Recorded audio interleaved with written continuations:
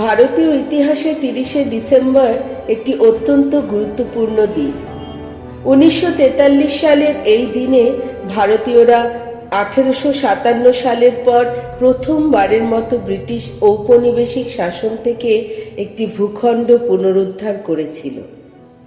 নেতাজি সুভাষচন্দ্র বসু ১৯৪৩ সালের ২১শে অক্টোবর সিঙ্গাপুরে আজাদ হিন্দ সরকার এবং তার সেনাবাহিনী গঠনের ঘোষণা করেন। জাপানই একমাত্র দেশ যারা আজাদ হিন্দ সরকারকে স্বীকৃতি দিয়েছিল এবং তারা ১ বছর আগেই আন্দামান ও নিকোবর দ্বীপপুঞ্জ দখল করেছিল। সুভাষচন্দ্র বসু দাবি করেন যে যেহেতু আন্দামান ভারতের অংশ এবং তিনি নির্বাচিত সরকারের প্রধান, তাই দ্বীপপুঞ্জটি আজাদ হিন্দ সরকার এবং তার ভারতীয় জাতীয় সেনাবাহিনীর কাছে হস্তান্তর করা উচিত। ১৯৪৩ সালে ৬ই নভেম্বর বৃহত্তর পূর্ব এশিয়া সম্মেলনে জাপানের রাষ্ট্রপ্রধান জেনারেল তোজো ঘোষণা করেন যে আন্দামান ও নিকোবর দ্বীপপুঞ্জ আজাদ হিন্দ সরকারের কাছে হস্তান্তর করা হবে।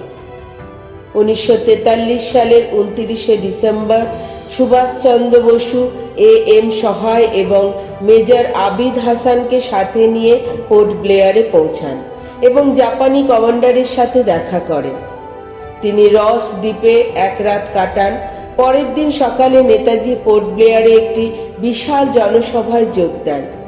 সভার শুরুতে নেতাজি ভারতীয় পতাকা উত্তোলন করেন এবং পটভূমিতে ভারতের জাতীয় সঙ্গীত গাওয়া হয়। তার ভাষণে নেতাজি ঘোষণা করেন যে এশিয়ার নেতা নিপ্পন কর্তৃক আন্দামান দ্বীপপুঞ্জ ব্রিটিশ শাসন থেকে মুক্ত হয়েছে। নেতাজি আন্দামান দ্বীপপুঞ্জকে মুক্ত করার ক্ষেত্রে ভূমিকা রাখার জন্য সেখানকার ইন্ডিপেন্ডেন্স লীগের নেতাদের ভূমিকার কথা উল্লেখ করেন।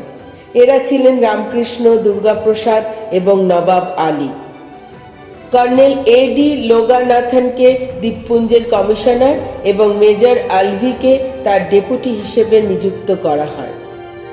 ১৯৪৪ সালের ৯ জানুয়ারি নেতাজি এই ঘটনার তাৎপর্য সম্পর্কে বলেন, আমি এবং আমার দলের সদস্যরা আমাদের জীবনের এক অনন্য অভিজ্ঞতা লাভ করেছিলাম যখন আমরা প্রথমবারের মতো স্বাধীন ভারতের মাটিতে দাঁড়িয়েছিলাম।